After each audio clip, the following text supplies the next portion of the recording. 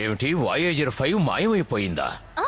అవును, ఆకాశ సంబంధమైన వస్తువుల ఆకర్షణకు గురయ్యి అది మాయమైపోయి ఉంటుంది. అంత దగ్గరలో ఉందా ఏంటి?